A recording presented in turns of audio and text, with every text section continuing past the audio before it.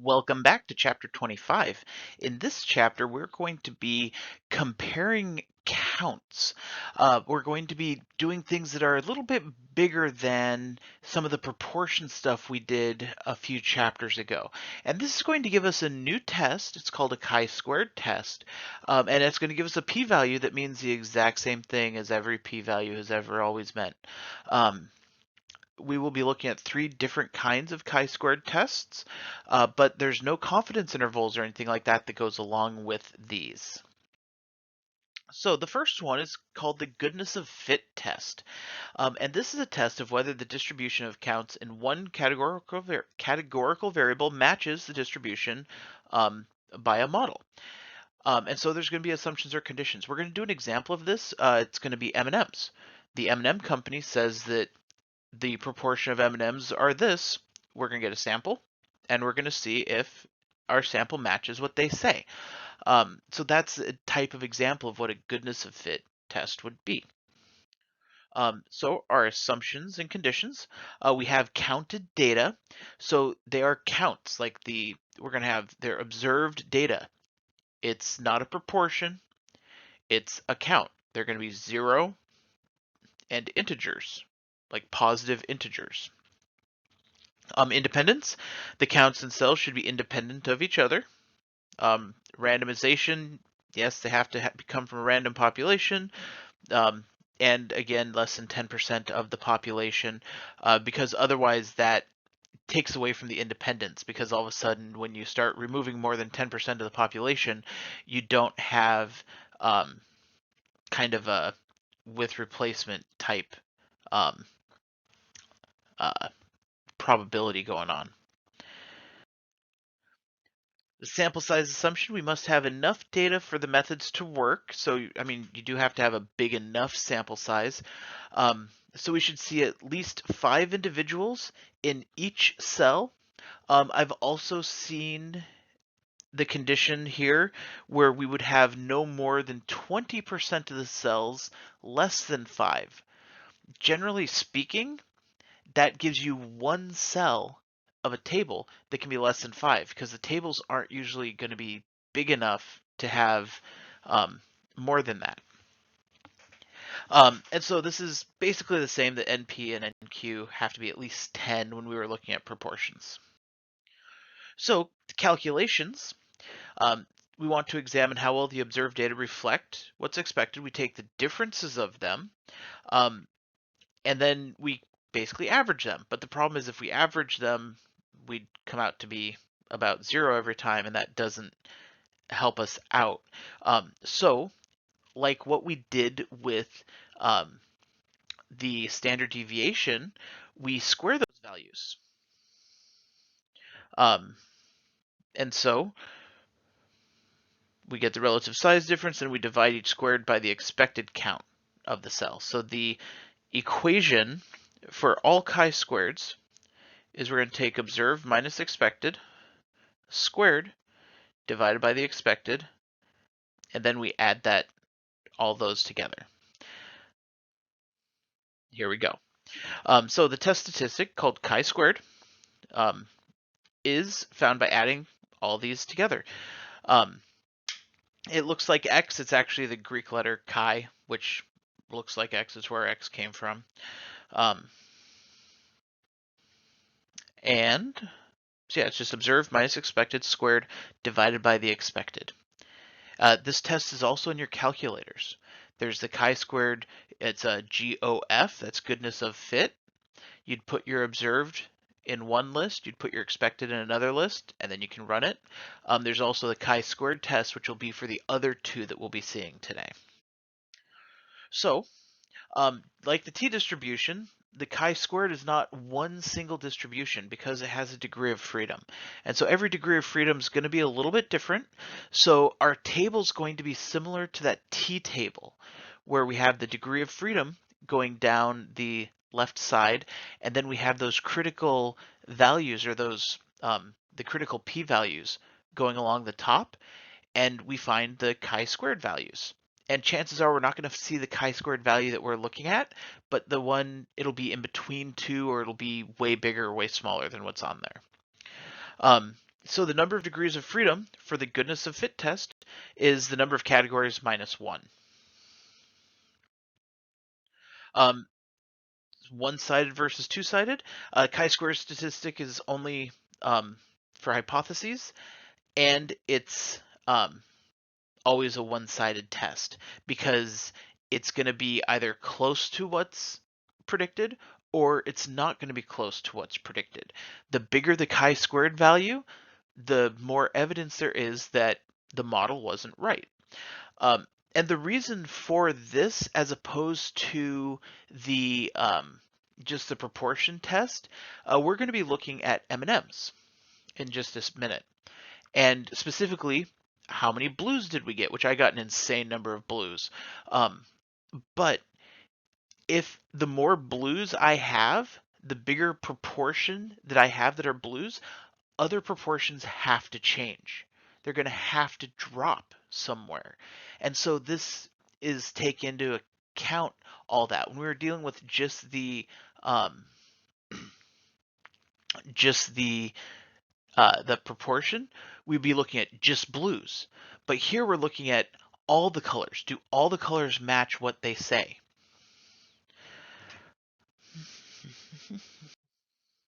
The mechanics, they're basically like a one-sided test, but it's many-sided because it doesn't tell us what is wrong. It just says, hey, something doesn't match here. And then there are other tests that we can go in to do that can help us with to find out exactly what's wrong. Those are not part of this course. If you continue on with statistics, you will hear about those later. But right now, it's just it either matches the model or it doesn't match the model.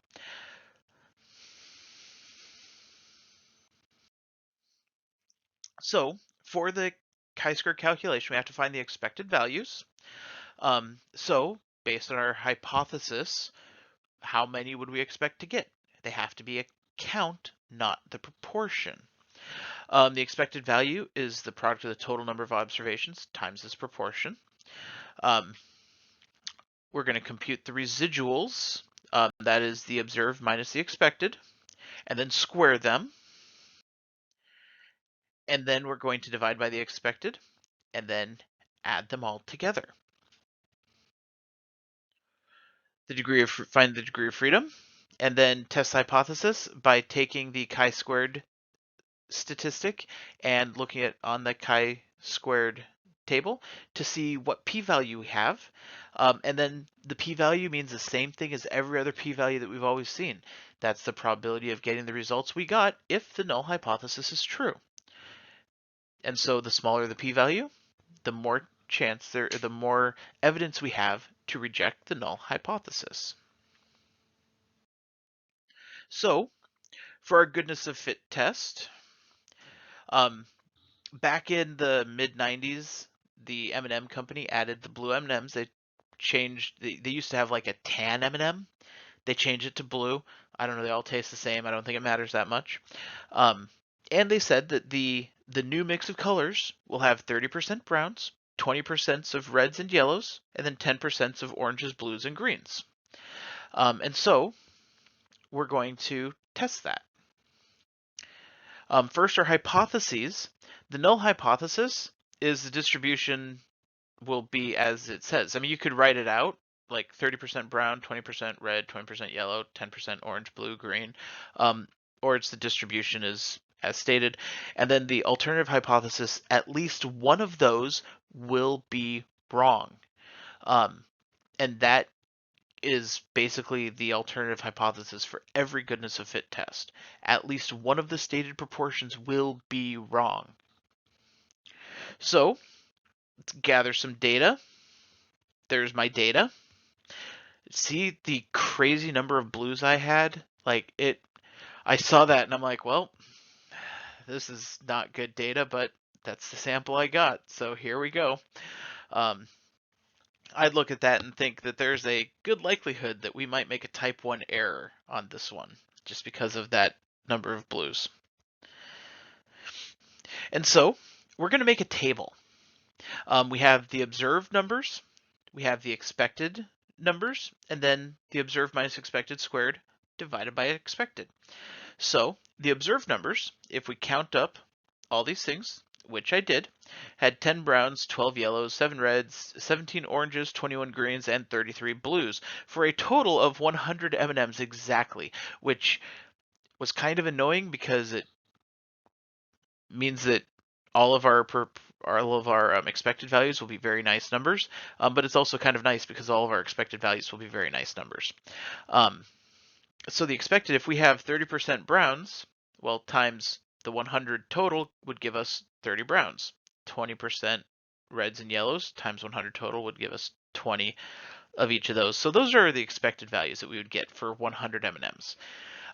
If it did not work out evenly, by the way, the expected values can be decimals. The observed values will not be because it's a count. You're not counting half of something. But the expected values can come out to be a decimal. That's okay. So we can go observed minus expected squared divided by expected. So like 10 minus 30 is 20, squared is 400, divided by 30. 12 minus 20 is 8, squared is 64, divide by 20. I know that when we subtract it becomes negative. When you square it, it becomes positive. It doesn't matter. Don't worry about that negative. These will all be positive values.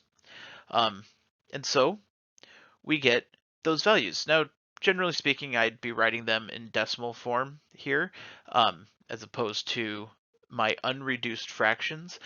That's there just so that you can see a little bit easier where they came from. And I'd say, generally speaking, I would write them in decimal form. No, I wouldn't. Generally speaking, they would be either still in my calculator, or I would use the calculator function to run this test. But anyway, we just add all those numbers up,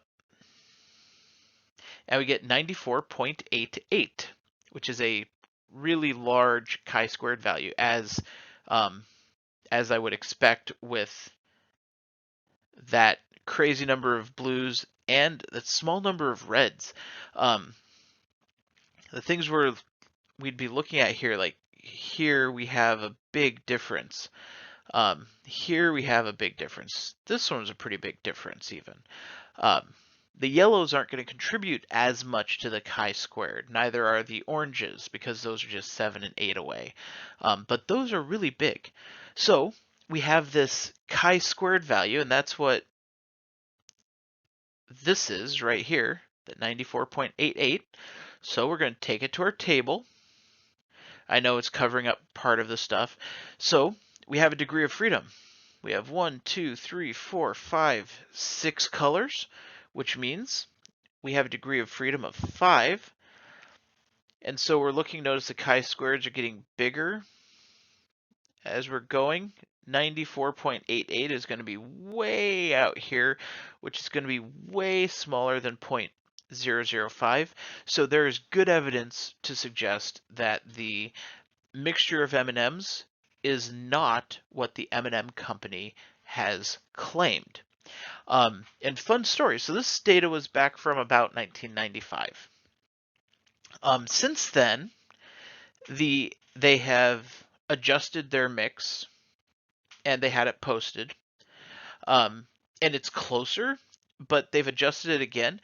They stopped posting what their percentages are because statistics classes kept like doing it and saying that, hey, your mix isn't what you are claiming it is. And so as opposed to actually just claiming their mix is what it is, they stopped posting it. Same kind of thing happened with Chips Ahoy. Their slogan used to be 1,000 chips in every bag or 10,000 chips in every bag. You do the statistical analysis on it, and you find out that nope, chances are you have way fewer chips than that. And so as opposed to adding more chips, they changed the slogan to a chip in every bite. So statistics classes are to blame for that stuff. So this was an example of a chi-squared goodness of fit test, though. We find the observed values, we find the expected values, we subtract, square, divide by expected, add all those up, and then take it to the chi-squared test. This, by the way, I kept this part up here to show. This is just from your book. It's in the appendix, page A95. Um, it's a chi-square test. The next times we have this up, I'm only going to put up like this piece of it. So, but I wanted to show you that this is just from your book. This table is provided on the AP test, and it's in the formula sheets and all that kind of stuff. So, back to other notes, but I believe the model goodness of fit tests are likely to be performed by people who have a theory of what the proportion should be and who believe their theory to be true. Right? We have the theory of the M&Ms, that they were that proportion. Unfortunately, the only null hypothesis available is that the theory is true, and we cannot accept a null hypothesis. We can reject or fail to reject, just like always. So you can never actually prove that the theory is true, that you would want to prove that's true. All you can do is you don't have sufficient evidence to say that it's not true. So it's kind of fun. Um, and it's the idea of not guilty versus innocent. All right, the next test is the homogeneity test, which is comparing observed distributions. So we get two or more groups on the same categorical variable, and we want to test to see if they are the same on whatever variable. So we could have, I could take all the uh, freshmen, sophomores, juniors, seniors, and how many classes they're failing, and we could run a test to see if it doesn't matter what grade they're in, they're still failing the same number of classes. And so that's a test of homogeneity, which is a generalization of the two proportion z test. The test statistic is the same as the chi-squared goodness of fit.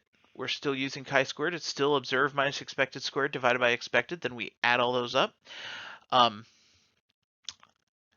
However, in this time, we don't have that initial model. We're looking to see, are these the same? So the expected counts are going to be different from what we have because we don't have the model to go off of. And then the degree of freedom is going to be different as well, because we're going to have bigger tables in these. Like the last one, we basically just had two lists. This one, we're going to have an actual table. So the expected counts, assumptions and conditions first. So they're the same. The counted data have to be counts. The independence, random, 10%. Expect the cell frequency condition, or expected cell frequency condition. Each cell must be at least 5, or again, no more than 20% of the cells can be less than 5.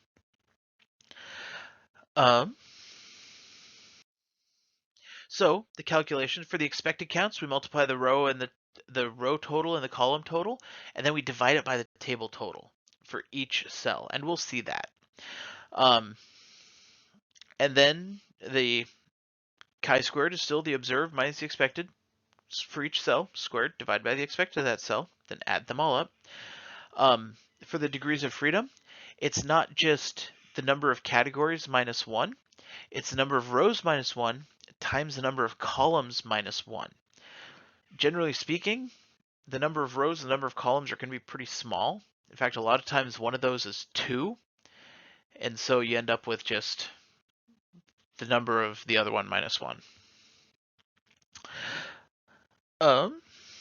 So we need the degree of freedom because we're using the same chi-squared test. So, I did not fade that piece in. All right, well, there's part of our chi-squared table. So chi-squared test for homogeneity. We have a banking branch. This was one of the questions, but it was split onto 2 lines, so I didn't keep the question. But it's a banking branch, and they're trying to see if the ages of people at the 2 different branches are the same. So we have the data, we have the in-town branch, we have the mall branch. What is the null hypothesis? The null hypothesis is that the ages are the same at the different branches. The alternative hypothesis is that the ages aren't the same at the different branches.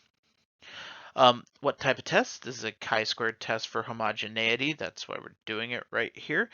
The expected numbers for each cell if the null hypothesis is true. So if they are the same, to get the expected, so to get this cell, we're going to take the column times the row divided by the table. To get, so it'll be 50 times 100 divided by 200. To get this cell, we'll take the column times the row divided by the table. So, and then we do the same thing. So like this one would be 90 times 100 divided by 200. And so we can make another table. So 50 times 100 divided by 200 is 25. 90 times 100 divided by 200 is 45. 60 times 100 divided by 200 is 30. And then being that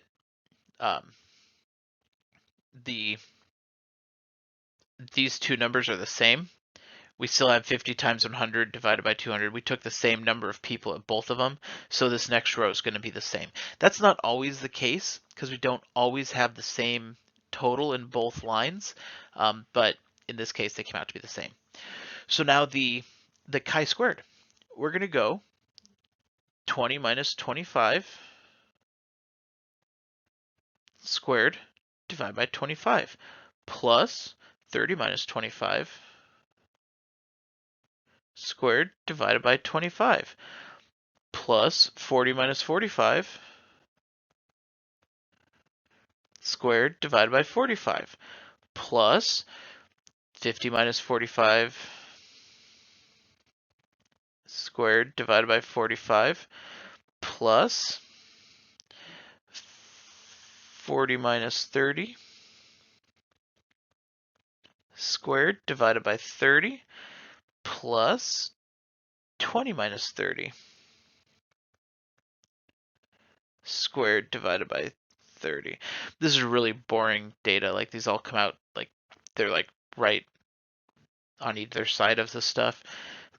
20 minus 25 is 5, squared is 25, divided by 25 is 1, plus 30 minus 25 is 5, squared is 25, divided by 25 is 1, plus 40 minus 45 is 5 squared. So now we have 25 over 45. We can divide each of those by 5 to get 5/9, plus another 5/9 on this one, plus 40 minus 30 is 10. Squared is 100 divided by 30 is 10/3. Plus then there's another 100 over 30, which is 10/3. So we can add all those together to get decimal 1 plus 1 plus 5/9 plus 5/9 plus 10/3 plus 10/3 equals 9.77777. So 9.777. So our degree of freedom, we have it's 2 by 3. So the degree of freedom is going to be 2 minus 1 times 3 minus 1. 2 minus 1 is 1, so 3 minus 1 is 2. So we're looking at the 2 column, and we want 9.77, which is going to be in between these two numbers. So that means that our p-value is in between those two numbers. So the p-value is in between, it's less than 0.01, but bigger than 0.005. So if our alpha level is, say, 0.05, that means that it would be significant at that point. If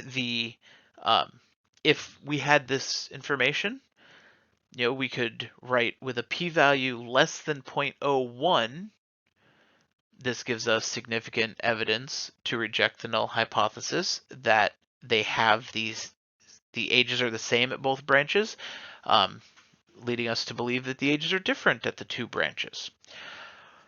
We could do this in our calculator if we wanted to. You go over to stat tests, go down to, it's just called chi-squared test. It's like line C. We have your data has to be entered in matrices for these. So you'd have like matrix A and matrix B. The matrix you can do second, then the X negative one is like below the math button. And then go over to edit. You can edit them just like lists, but it allows us to put like tables in. So observed and expected. Here we get the chi-squared is 9.7777. P-value is 0.0075. So if we had to find the p-value, we could do it using the calculator. You can't find the exact p-value on the table. So it's 0.0075. The degree of freedom was 2, and so we conclude that there is there's good evidence to reject that null hypothesis. So that's a chi-squared test for homogeneity. Again, the expected values are found a little bit differently, as is the degree of freedom, but the chi-squared is still observed minus expected squared divided by expected. And then we use the same chi-squared table. Examining the residuals. So we reject the null hypothesis. It's a good idea to look at the residuals. And that's basically where were the biggest differences? What contributed the most to that chi-squared value? This is not quite getting into the testing to see where the differences are, but it's doing it more with observation. So we can work with standardized residuals. So we can compare the cells, they have different counts. So to standardize the residual, divide by the square root of the expected value. So this would be the chi-squared piece of each one, square rooted, because remember when we were adding them all up, it was observed minus expected squared over expected. If we took those values and we just square rooted them, that would get that C value. So we had that last one, we had 1 plus 1 plus 5/9 plus 5/9 plus 10/3 plus 10/3. So we could square root each to get 1, 1. The square root of 5/9 is, root 5 over 3, but that doesn't really help.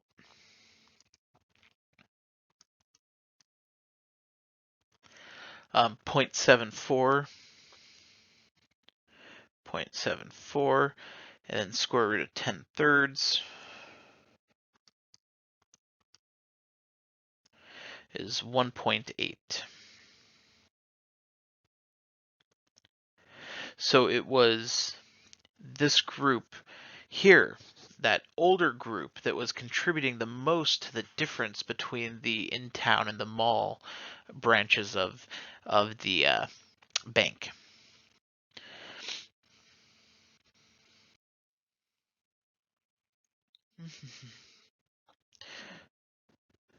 So that's what we just said, that they're the same things. We get the plus or minus to see if it was more or less, which we didn't do with the square roots. But our values were all the same, so it didn't really make much of a difference. Standardized residuals gives us a chance to think about the pattern. Like here, it was the end. The beginning had, like, the youngest people also had some, but those went the other direction. The third one is the chi-square test of independence. And so this one's a little bit different because we have a single group with then two categorical variables that we're going to be splitting them. So we make the contingency table, which is basically like the table that we just saw. And then we're looking to see if the variables are independent. We're going to look at the counts of group of injuries classified according to both. Oh yeah, so if the two categories are independent of each other or not. This, for all intents and purposes, is the exact same thing as the test that we just did, the test for homogeneity. The difference comes in your null hypothesis, because the homogeneity, they were the same, whereas this one, it is independent. And the type of data, is it one sample or two samples, basically. So our test for independence here, we're going to use the Iliad, which described all sorts of injuries in the Battle of Troy. We had, and the places where they happened, plus the lethality of them. So we have injuries to the body, the head and neck, and a limb, and then we have the fatal or not fatal.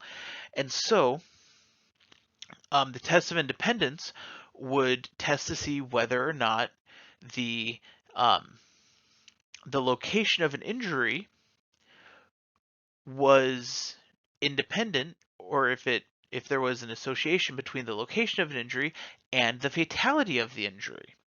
Which, thinking about it, I would imagine that if you were injured in your head or neck, it was probably going to be lethal more often than if you were injured in a limb.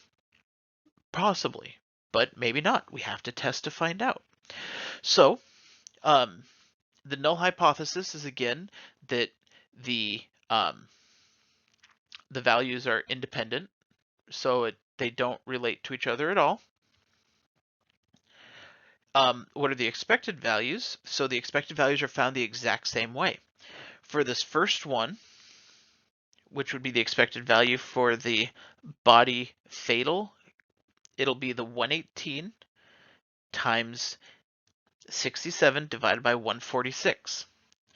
And then the 44, like for the head neck fatal, will be the 118 times 45 divided by 146. And so we can find all of these. Notice these decimal values. Finally, we got one that came out with expected values that were decimals.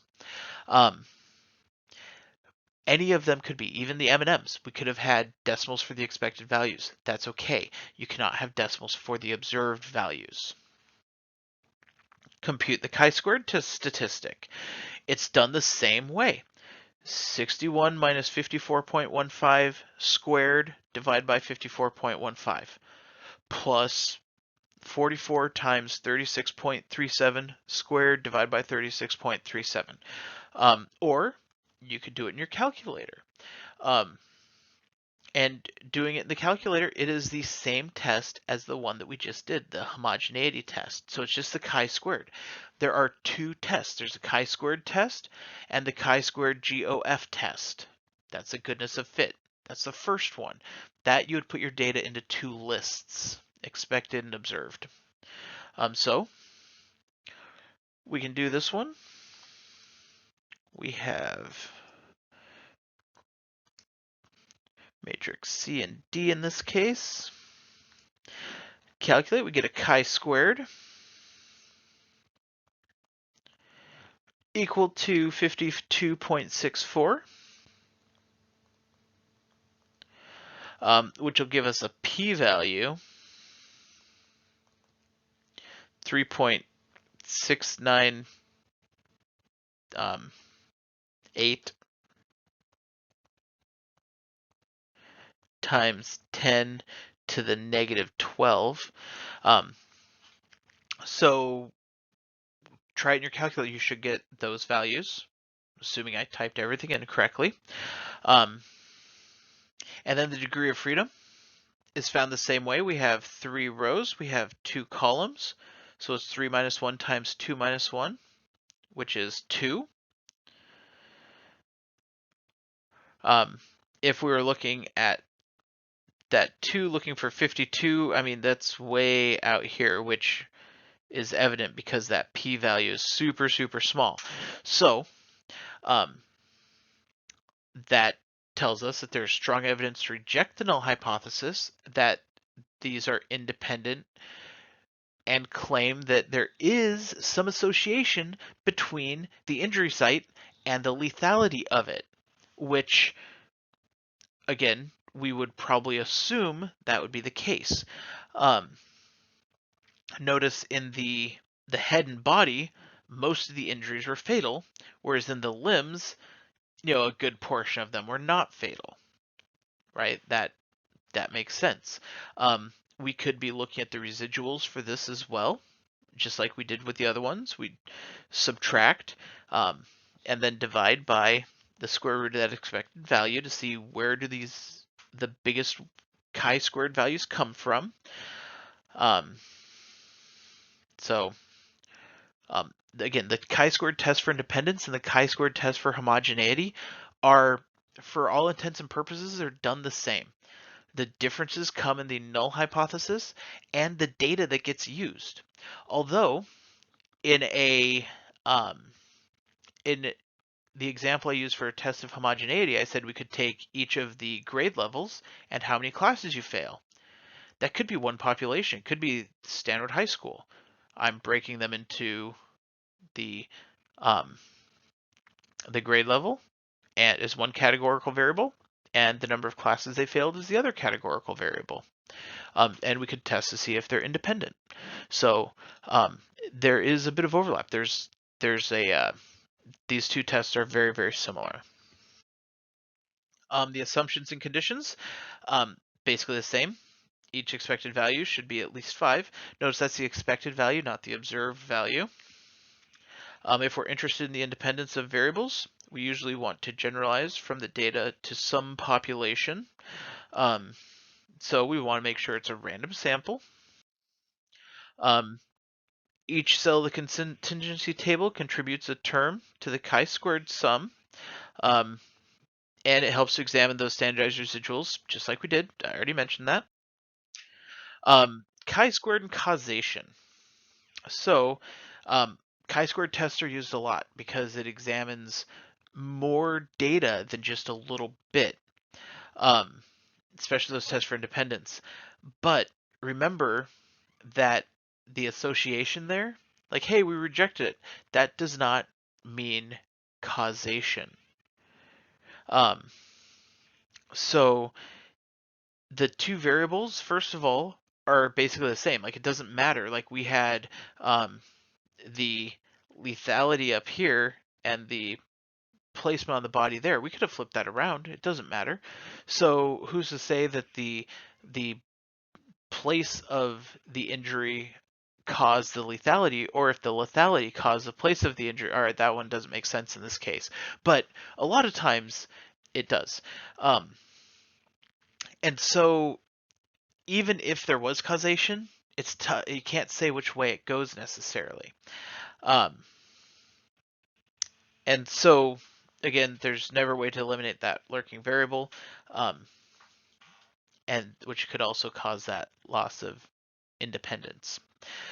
So just because, again, we reject the null hypothesis that they are independent, that does not mean that we have a cause and effect relationship. That means, hey, we have a relationship. This is associated here.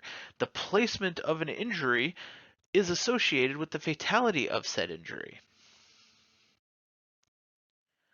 And then in some ways, a failure of independence between the two categorical variables is less impressive than if they were actually independent, or the strong, consistent linear association. The two categorical variables can fail the test of independence in many ways. The standardized residuals can help look at them because we could have they're all just a little bit off, or we could have like one or two of them are way off. So, yeah. What can go wrong on these? Lots of things. Don't use the chi-squared method unless you have counts. A lot of times when we have those two-way tables like we've had in the past, we've had proportions or percentages. They need to be counts. Beware of large samples. If we have a sample size is big enough, like each each value, like each little difference in the tables, will add to that chi-squared. And so if it's big enough, it's going to be almost impossible to have numbers small enough not to reject the null hypothesis. Don't say one variable depends on the other just because they're not independent. Association is not causation. So what have we learned? We've learned how to test hypotheses about categorical variables. We have the three methods. We have that goodness of fit test, the test of homogeneity, and the test for independence or association. We're looking at counts of data. We're relying on the chi-squared models. And the chi-squared was always observed minus expected squared divided by expected, and we take the sum of all those. Look at the study design to see which test is appropriate. So the goodness of fit tests compare the observed distribution of a single categorical variable to a theory or model. Tests of homogeneity compare the observed distribution in several groups for a single categorical variable. And the test of independence examines the observed counts from a single group for two categorical variables. We can write appropriate hypotheses for each test, and especially to understand how these differ. For homogeneity and independence, remember the homogeneity, it's these things are the same. The independence is these categorical variables are independent. Homogeneity, the groups are the same. Categorical variables are independent for independence.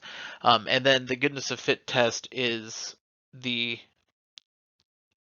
model is accurate. We have assumptions and conditions, and they're all the same. We have observed counts for the categories. They have to be independent. We have to have at least 5 observations in each cell, and we can't have 10% or more of the population. Learned that mechanically the 3 tests are basically identical. The formula is identical. The difference is how we calculate the expected values and how we calculate the degree of freedom, which is actually identical for the test of homogeneity and the test for independence. And then we get the chi-squared value, which is like the z or the t value. The bigger it is, the smaller the p-value that'll go along with it. And then we found the p-value, and the p-value is the same thing as all the other p-values we've ever looked at. It's a probability of getting the results we got if the null hypothesis is true. The smaller the p-value, the more evidence we have to reject that null hypothesis. Then let's see, we've learned to interpret the results of the inference test. It's many-sided, it's just that there is a difference. We don't know what the difference is. Failing to reject does not confirm the null hypothesis. We just don't have enough evidence to reject the null hypothesis, so we'll go along behaving like the null hypothesis is true. If we reject the null hypothesis, we can look at those standardized residuals to see where those biggest values came from. And then AP tips. You have to check that the expected values are greater than 5. It means you have to write all of the expected values on your paper to show that you actually checked this. Now, a problem like this on the AP test will look like one of the problems that we had in this video, where there's like 6 cells. It's not going to be a giant thing that you would have to do. You'd have to compute a few values. Then writing the correct hypothesis is one of the biggest challenges. Make sure you can do it correctly and use the wording given to you in the problem to write it. You can use those words. So with that, I will see you in class. But until then, keep working problems, keep asking questions, and as always, happy mathing.